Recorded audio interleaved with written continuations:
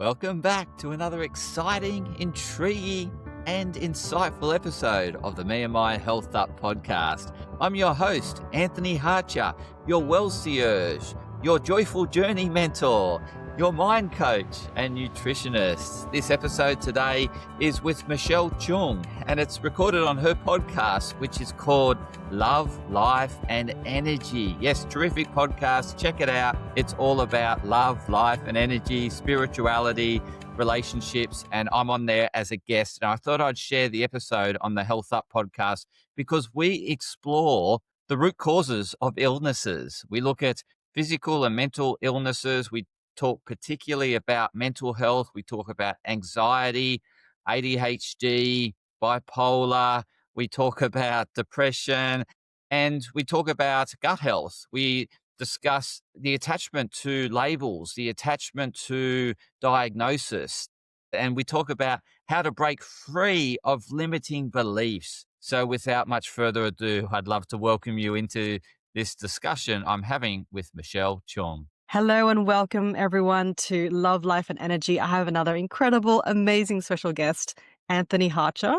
You're going to find out a lot more about him, and especially if you're someone who's on the path towards your inner focus, self-love, self-healing, Anthony's going to be a game changer for you today. So definitely stick around. Hello, Anthony. Welcome. Hello, Michelle. So great to be on here. Really looking forward to enlightening your listeners, watchers of this exciting podcast. Thank you. Thank you. And I really was interested to have you on the show because you, like when we first spoke, we had so much alignment. Like we were just like, yep. And we just, like everything you spoke of just aligned so well, especially with the gut health. Like I'm very interested in gut health, like having my own journey like a decade ago. You're also a clinical nutritionist, you're a mind coach, you're the host of your own podcast, Health Up and Joyful Mate podcast, and you're a wellness facilitator, and you're really focused on mental health, and you bridge science and spirituality, which I love. So that's why I'm so excited to have you here. Thank you, Michelle. It was a very kind introduction of yours, and I really look forward to sharing what you've shared with the listeners in a full version, a fully integrated, and just looking forward to enlightening their path, helping them find the best version of themselves. Awesome. Thank you. So I guess just to wind it back a little bit, I guess a lot of people are seeking, when we first met, you said a lot of people are seeking the gut health part, and, they have tummy issues, they have bloating, they have other, chronic issues. But what you've been finding is the path to the healing is that root cause. So maybe could we hear a little bit about how you connected the two and, maybe even your own journey in this field? Yeah, it all began with my own journey and curiosity of being a sick kid and not no one telling me actually what's wrong with me other than, pointing out the signs and symptoms that I was experiencing. But no one ever questioned why. And so my journey was to find out why. And my approach, today is very much, looking for that why, because at the end of the day, those signs and symptoms will keep expressing themselves if we continue just to suppress them or ignore them. And the more we suppress them, the more they come out in other forms. And so we just get sicker when we suppress our signs and symptoms or ignore them. So the signs and symptoms, tip of the iceberg, and we need to get down to the bottom as to what's driving those signs and symptoms from a physical and even mental point of view. They are there to tell us something that the body's trying to heal and it needs support. And often they're letting us know what it needs or what it doesn't need. And so, but we often ignore that and we just think, oh, it'll go away, but it won't. It will stay there. It will, so. Yeah, that's really interesting because knowing everything I know now about, how the universe actually works, quantum theory, all the good stuff, universal law.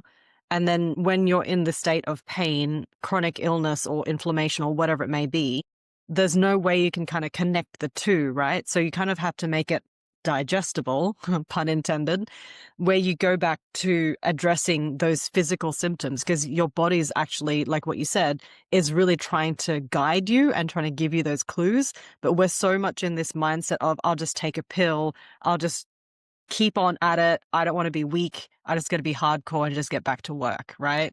Yeah, often looking for that quick fix. I just can't put up with it. I can't deal with the pain or suffering, and so we're looking for that immediate relief, and that immediate relief provides long term problems. We sort Yeah. of we're chasing the short term bells and whistles, but it often comes with long term pain. So it's much better to take to investigate and to investigate thoroughly, and not to accept. Oh, I don't know. I don't know. The more we look, the more we'll find. We may never get to the true thing, but we'll get at least close to it, and at least and at least embrace that journey. I think part of what we're not willing to do is take on the process, and Yeah. that It's too that hard, right? journey. It's too hard. Yeah. But it's so revealing. It Right. will actually help heal you in so many more ways than just the physical discomfort. It will start to heal the emotional, start to guide you on a spiritual path. So it's really us thinking that life should be easy without any, I guess, hardship. Like we're just looking for that easy path. Yeah, yeah. Can you share with us, a case study, anything that stands out in particular where you've guided somebody from what seemed like a very physical presentation, like symptoms in the body, and then how you've guided them to more like the mental health changes, the emotional changes, like, all that really good root cause kind of stuff? Yeah, I had a gold, and it was just after he'd tried to take his life.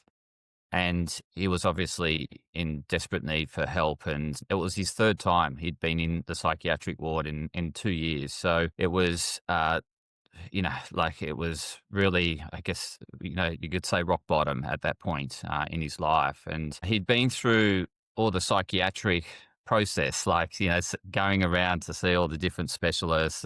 But it was just a loop, and that he wasn't breaking out of that loop.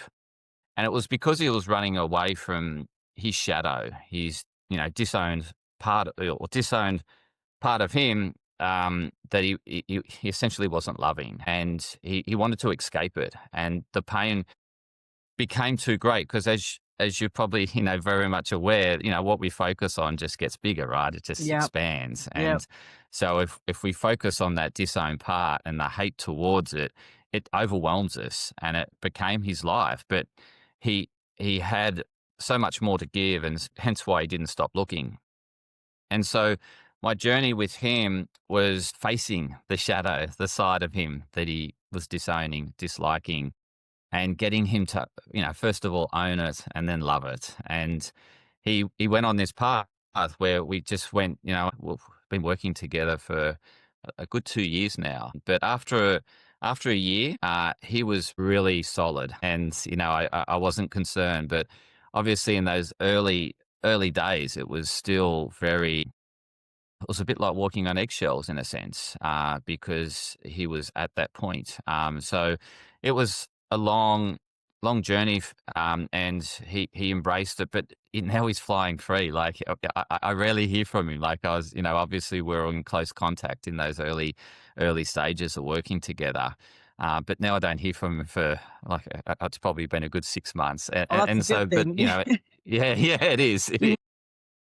Yeah. Yeah, awesome. And what do you think in particular helped him make that switch over from, being on the brink of life to actually really embodying and having a fulfilling life? I think it was he knew there's something more, and he still had that, you could say, that tune inside of him, or the voice inside of him, or that wanted to express itself. He really ultimately connected to that, and the reason why he's still with us today is because his loved ones flashed in front of him, and pretty much saved his life. So there was, in those dire moments, the universe was telling me, telling him that you're here for something, and it's so much greater than you. And so part of this journey was to really get him to connect with what's truly him, rather than listening to outside voices. Too Mm, much we get influenced by the outside world, and we lose our inner voice. And but that inner voice was expressed itself right at the right moment to save his life. And it's, and now it's flourishing. It's out there. Yeah, it's really inspiring to watch. And if someone's going through some let's focus on the mental health part, some loops where they keep focusing on the depression, on the anxiety, or are in a mental state they just can't seem to get out of, what would you say would be your suggestion and advice to start to break through? It really depends. So, for example, some people, we mention that pill, just taking the pill and getting quick relief. But sometimes that pill enables them to then get the support that they need to then take them to the next step. And so it really depends on who they are and what resonates with them. So there'll be different things that resonate with different people depending on that stage and what best supports them. Like, so for example, like some people will be told, when they're heavily anxious, you just need to meditate. But then straight away they go, Yeah. "Oh, I tried meditating, it made it worse." Yeah, right. I feel so much worse. Yep. And so this is why it's finding, and why, thank God, the Dave, I can mention his name because he's given me a beautiful testimonial. But Dave, he didn't give up. He just Yeah. kept looking for things. And he did list, like his brother was telling him for this 2-year journey that he was really struggling. His brother was seeing him struggle. Was, I want you to reach out to a life coach. I want you to reach, Mhm. and he goes, "No, I don't need a life coach. I don't need a life coach." Yep. And he was thought, well, I'm, third time in the psychiatric ward, maybe I should. But yeah, Need help. but yeah, so like as much as I'm saying that, we can lose ourselves in listening to the outside world, but at the same way, the outside world can also help us find ourselves. So it's Absolutely. That's yeah, beautiful. yeah, yeah. So I think it really depends on the person, and it's just, yeah, you really need to meet the person, understand where they're Mhm. at, understand who they are. And you could say, I sense you need, like you can pick up what they Yeah. need. But without having that person in front of me, it's, there's a minefield of Mhm. solutions out there. And one True. of them is taking a pill. You get what I mean? Like, so I'm not dismissing that pill. That pill can really get them to the next step. Mm, okay. And so is this common that a lot of people come to you with this severity, or is this like a range that you see of people who come to you? I must say I tracked the severity because when you were mentioning that example, I was like a whole lot of clients just popped in my head and they were quite full on. Like the other one I was going to talk about was the guy that just got released from jail Oh, wow. and didn't want to go back. So, and then I've had, women in similar dire straits. Yeah. So yes, but I do get the range. It's much easier to work with, obviously, when they just notice that they're first anxious and they're thinking this is not right and I don't want Mhm. this, rather than ignore the anxiousness for decades and then it ends up quite severe. Yeah. So like anxiety easily leads to depression, and they're very interlinked between the two. Or, depression can bring about anxiety.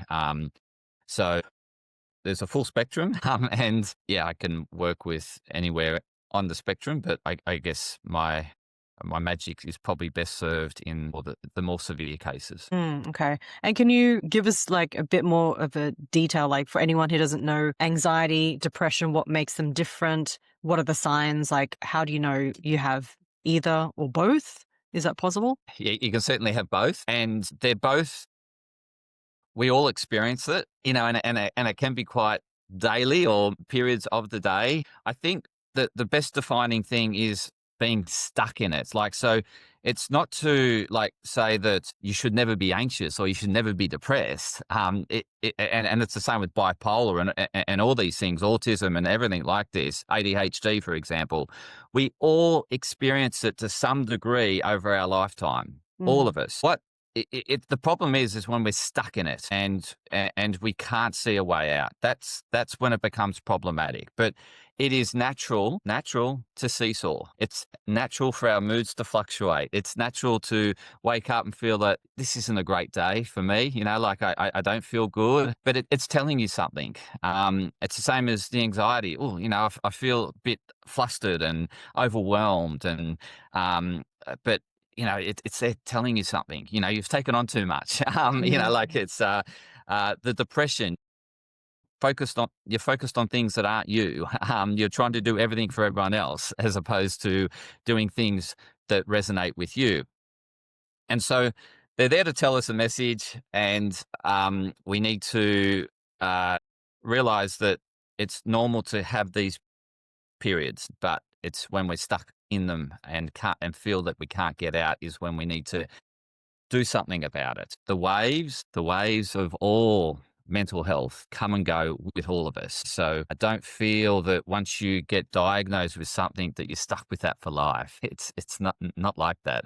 Medicine would like you to think that because then Yeah. you're stuck on the drug for life. Yes, I was going to say that. It becomes a label, an identity that Yes. you wear. And a lot of people start to get a lot of gratification benefits out of this new label because it gives you something that maybe you weren't having before, whether it be attention, sympathy, playing the victim, all these Mhm. things. And it's all very psychological. So I'm glad you pointed that out. We can always change, right? Absolutely, and yeah, it's that attachment to the benefits that we get quite addicted to it, and we get Yeah. stuck in a cycle. Yeah.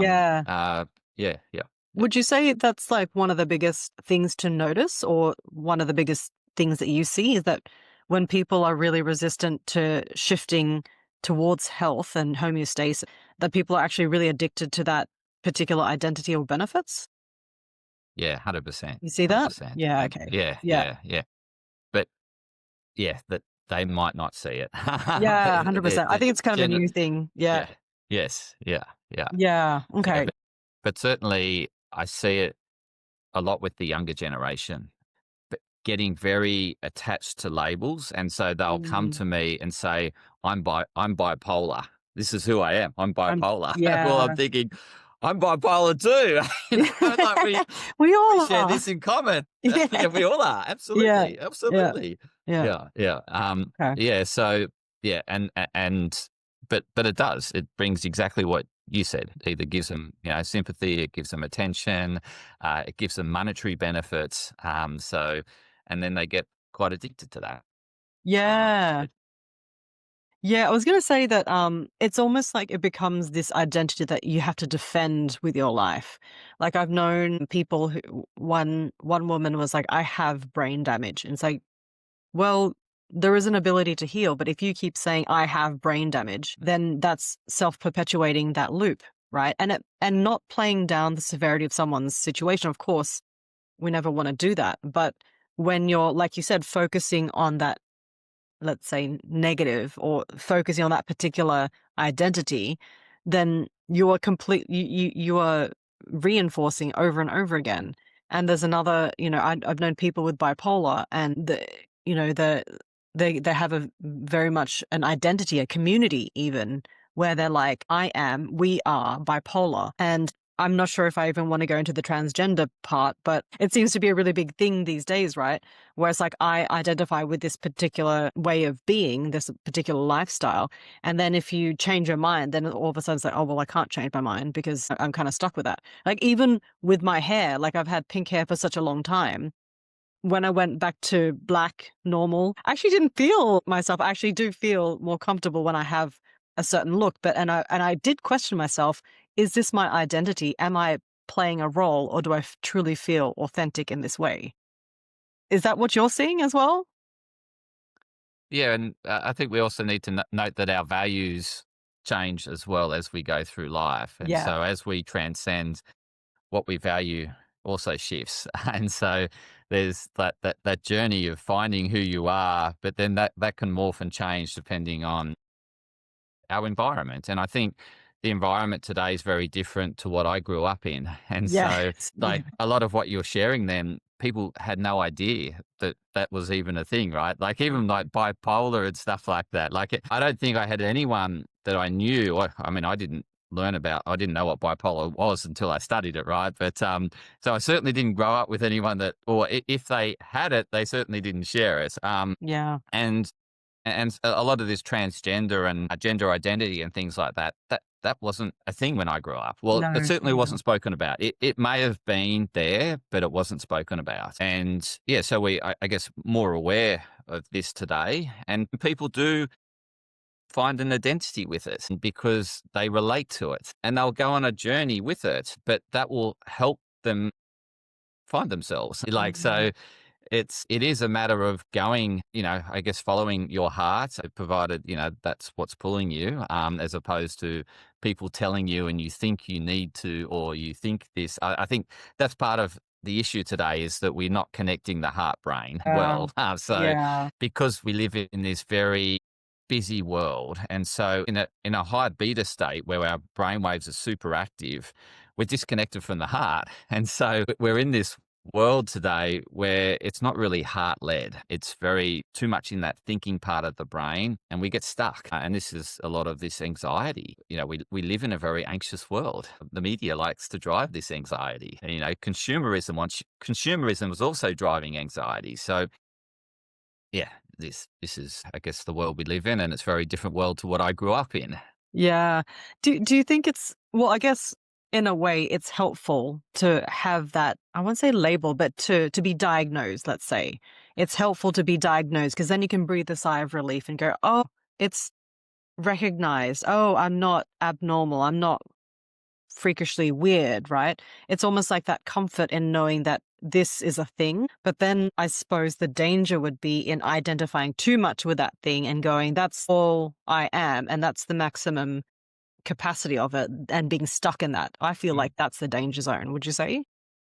Yeah, the attachment. Yes, Yeah, yes. But, attachment. in terms of the diagnosis, as you said, that awareness is really helpful, right? So Mm. when people are aware they've got anxiousness, then they can look and educate themselves around what can help alleviate anxiousness. Yeah. So I think that's really helpful, is the awareness piece. But it's as you said, it's the next layer down from that, is where they get attached to it and identify themselves as that label. And Yeah. that can it it provided it's not lifelong. It's okay for a period of time whilst they go on that self-discovery, but it's where you get stuck. And that's what I was, I guess, alluding to earlier, is it's nothing wrong with being anxious occasionally or depressed occasionally. It's when you're chronically Yeah. stuck in that state. Well, that's the Chinese medicine stagnation state, isn't it? Yes. That's Yeah. the cause of all illness and disease. It's stagnation. And that's a really good point that you bring up because it's like, yes, it's okay to identify with a certain state, be it anxiousness, depressive, bipolar, but living your whole life as that, do you think that's, is that, you know, part of somebody's identity then? Is it not the healing journey anymore because you kind of just stuck there? Like all these questions, like maybe that person is meant to, maybe that's that person's mission, like what I talk about, this, your sole purpose. Is it that person's mission to identify with that particular condition so that they can help advocate and create awareness for others? But then does it become unhealthy for the individual themselves because then they're too much, like, right? Like how do you know? I think that's what you've revealed there, is essentially we don't. And because exactly, they can build up an association. They can help so many other people's along their journey. And Yeah. so it becomes the way they contribute, and hence their identity, and their meaning and purpose in life. So I'm not taking that away from the person. It's something, I think it's questionable is when it's not serving you. So Yeah. in that case that you shared, they are that service to many. You can really see the meaning and purpose behind it. It's where they're not flourishing. So I think we need to distinguish between, are they identifying with the label and just surviving, or are Yeah. they identifying with the label and thriving? That's probably the yeah. Yes. Yeah, that's a really good point. I think we need to get used to what you just said as being normal way, a healthy way of living life. Because this idea of I'm stuck with this label and I'm just a like fill in the blanks, right? And then it becomes a limiting statement. That's all I'm going to be. Whereas we have potential for multiple different things. As you might know, that I'm really into quantum science right now. I'm reading this amazing book, and there is a potential for infinite possibilities. And the only way they come into reality or manifestation is to observe. And this is the observe them, and then it becomes a reality and cancels out all the other potentialities. But then they can come back again once you decide and choose to.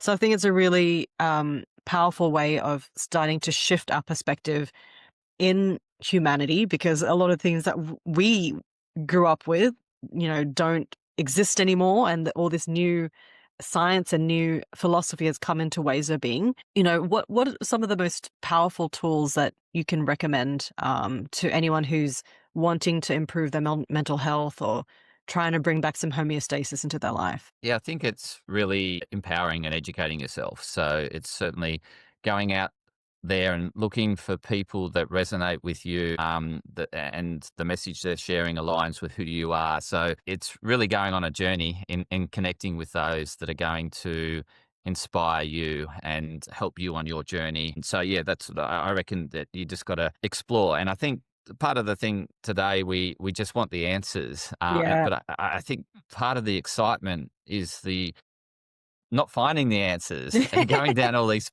rabbit holes, right? Yeah. It's like Yeah. it's how we all arrive at this, the quantum side, right?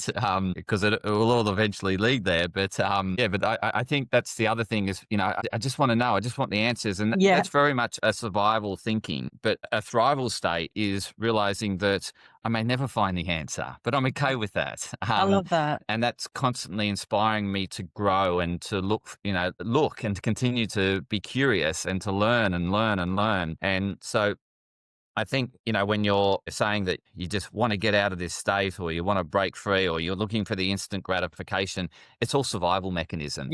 Yeah. So I think you want to start questioning your behavior if you think you just want the answer. You've got to have the answer. You've got to have it now. And that is a survival state. It's like, I've got to get away from that tiger, and I've got to get away from that tiger now, because if I don't, I'm not here. Right? Yeah, that's a really good point. I love how you brought that up. And I know I've been in this state myself where it's like, I just want the partner. I just want the life to work out. I just want, the job that pays well. And I just want all these foundational stable things that really does come from survival, because you just want that baseline.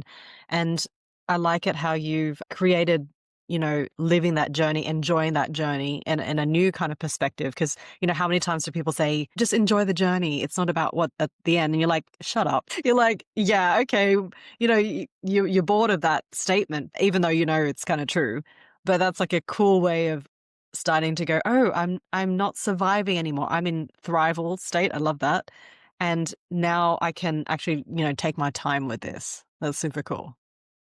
Yeah, 100%, Michelle. And you really address that. There is a basic level of needs, the Maslow hierarchy of needs. So, yes, you can start thinking about thrival when you have the shelter, when you've got the food Yes. in front of you. So, I'm not taking away that's a really essential part of life. And when in order to thrive, we need to survive first. So, Yeah. yeah, so one comes before the other. But yeah, it's just so those recognizing once they've got the shelter, the food, and the basic necessities, that then they want to start transcending up the Maslow hierarchy of needs, or Yes. the pyramids. I Yeah, so it really depends on where the person's at, because I can understand someone in their is still resource gathering, right? There's, they really don't have a home, or they still might be couch surfing. So the Yeah. next goal might be just to have, I don't want to couch surf Stability. for the rest of my life. Yep. Yeah. Yep. Absolutely.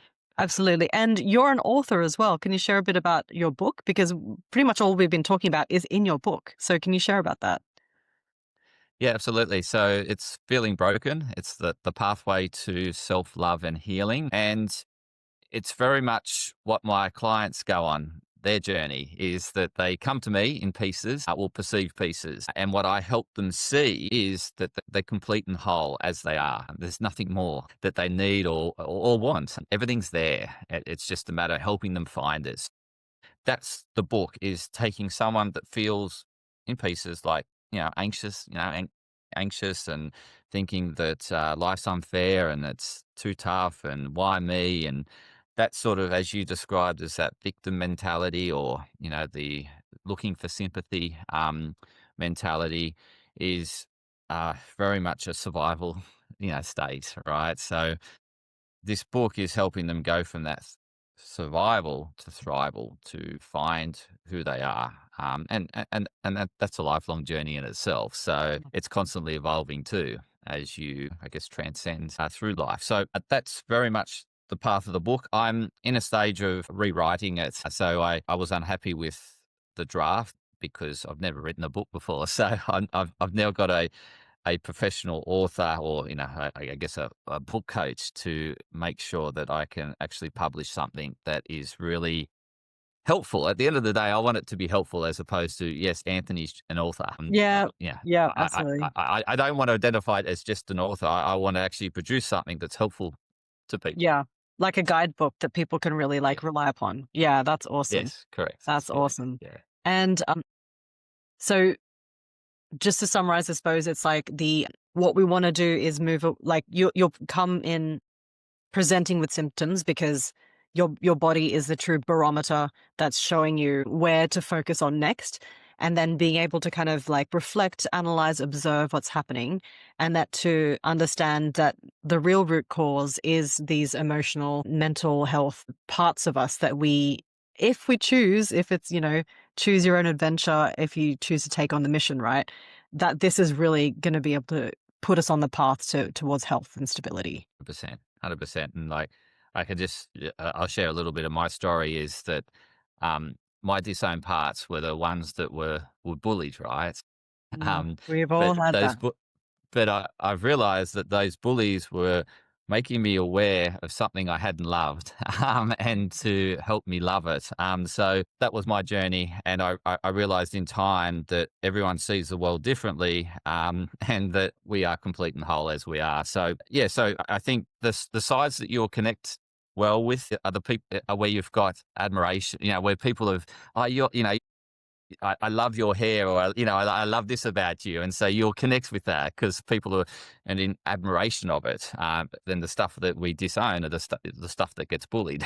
they they're Oh, just waking yeah they're just waking us up to be aware of that side that we haven't loved.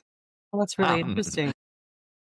uh, I didn't know. Yeah, that's a really good way to put it. That you're bullied for the parts of yourself that you don't love, because they're the mirror, right? Other people are the yes, mirror of yes, that. That's yeah, really cool. Can you talk a little bit deeper into that? I think that's very interesting. yeah. So we see the world as we are, not as it is, and so and that world is shaped based on the people around us, right? So our upbringing and our upbringing is very much survival. We are so dependent on others. And so we will take in a lot of what our, I guess, preachers, teachers, influencers, parents, brothers, sisters, cousins, everyone, right? So they all have some sort of influence in shaping the way we see the world from an early age. And they're sharing stuff from the perspective as how they see the world, right?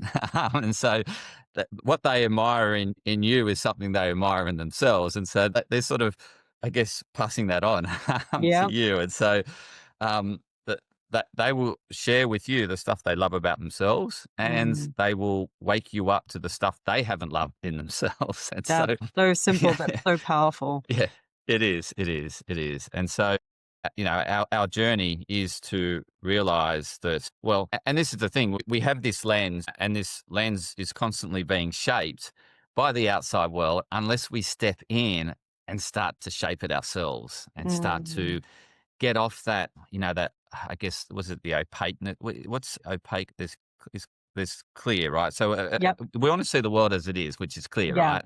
But we have this lens that's Filter. Yep. opaque, the filter. Yeah, Yep. yeah. And so our journey in life is to really, I guess, scrub that down or clean it, right? And it is very much aligns to 2025, which was the Chinese zodiac, the snake, right? Which is about Mhm. shedding. And we're about to roll into the horse. So I think this podcast is probably good timing for some, as to, what what what do I want to shed in my filter that's not serving Yeah. me, that's Yeah. holding me back. so that then I can, be the horse next year and gallop into the year and take it on the world with confidence and, my authentic self, and be happy for everyone to see me, because horses are big animals, right? And Yeah. Oh, I love that. Yeah, I love that. I think, what you said about, well, the snake and the horse and, ancient medicine, ancient traditions, I really believe in, because why are they ancient? Because they work. They've been around. So yeah, that idea of 2025 as the shedding year, that resonates so well. And I'm sure a lot of people out there are going, what the heck happened this year? Like, what's going on? And that totally, you know, coincides and explains really well how everyone's talking about this consciousness shift this year and then next year, and how people are up leveling to a new level of consciousness. Yeah, I love it. That's amazing. you're welcome. Yeah. Yeah, awesome. All right. Well, is there any final words of wisdom that you want to share, or anything that you feel like we should have talked about that you want to bring up? I think really get curious into what you love. Like, I think it's just connecting with what makes your heart sing. That was a big part of my shift in life. Was I finally connected with my heart. I got out of my Yeah. head brain, and Oh, yeah. I think the more I can encourage people to slow down, Mhm.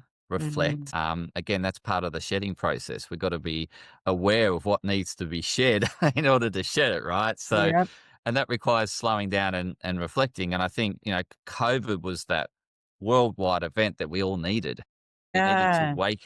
wake us up, because we got stuck on this hamster wheel, and it was just spinning, and everyone was spinning their wheels. And then finally COVID came to slow everyone down and Yep. to wake them up and to realize, oh, geez, I'd been spinning my wheels. And the whole, we call it the great pause, which led to the great resignation for obvious reasons, because people think, no, I'm not doing this. I don't want to do this. I don't like this. I don't want to do Why this. have I been doing this Um, all this time? yes, exactly. Yeah. Exactly. Yeah. No, that's awesome. Thank you so much for being on the show. You've got your a free discovery session that, we'll put the link down there. And all the work that you've been doing. Thank you so much. And you're going to be hopefully speaking next year at a conference, so people can come and find you. Anything else you wanted to share? Just, yeah, really embrace 2026. But I think at this point of the year is really reflect on 2025, and look at what you've shed, and recognize it, and look in all different forms. So you might have shed some relationships, you might have shed some subscriptions that you Yeah, hadn't used or never definitely did used and that. finally got rid of them. Yeah. You might have let go of some prior knowledge that wasn't serving you. Yeah, so you've Belief. shed some. Yep, exactly. Or, and this, all of this may have, and back to the health, I guess you might have shed some, some, I guess, unhealthy habits that weren't serving you. But, and ultimately, all of this is taking you on a spiritual path. Yeah. But yeah, we're constantly transforming. And that's one thing that's constant, is that everything's transforming around us, and we're transforming in a consistent way. And so I think it's embracing that, acknowledging that, seeing the transformation, and then allowing that to be showcased next year. Come Yay! out. Yeah. Well, that's Yeah. that's a good way. Yeah, that's a great way to, end the year. I love that. Thank you so much again, Anthony. And everyone, if you've loved this episode and you've loved what Anthony has to say, definitely go check out his website. I think he's revising it right now. So brand new website coming out. Check out his material. Check out his podcast. I'm going to be a guest on his podcast as well. And we'll see everyone next time. Thanks, Anthony. Thanks, Michelle. Thank you, listeners. Bye. Bye.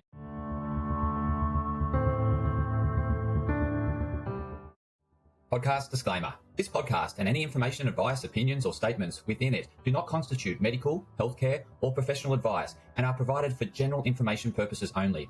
All care is taken in the preparation of the information in this podcast. Connected Wellness Proprietary Limited, operating under the brand me&my Health Up, does not make any representations or give any warranties about its accuracy, reliability, completeness, or suitability for any particular purpose. This podcast and any information, advice, opinions, or statements within it are not to be used as a substitute for professional, medical, psychological, psychiatric, or any other mental health care or healthcare in general. Me&my Health Up recommends you seek the advice of a doctor or qualified health provider with any questions you may have regarding a medical condition. Inform your doctor of any changes that you may to your lifestyle and discuss these with your doctor. Do not disregard medical advice or delay visiting a medical professional because of something you hear in this podcast. This podcast has been carefully prepared on the basis of current information. Changes in circumstances after publication may affect the accuracy of this information. To the maximum extent permitted by the law, me&my Health Up disclaims any such representations or warranties to the completeness, accuracy, merchantability, or fitness for purpose of this podcast and will not be liable for any expenses, losses, damages incurred, indirect or consequential damages or costs that may be incurred as a result of the information being inaccurate or incomplete in any way and for any reason.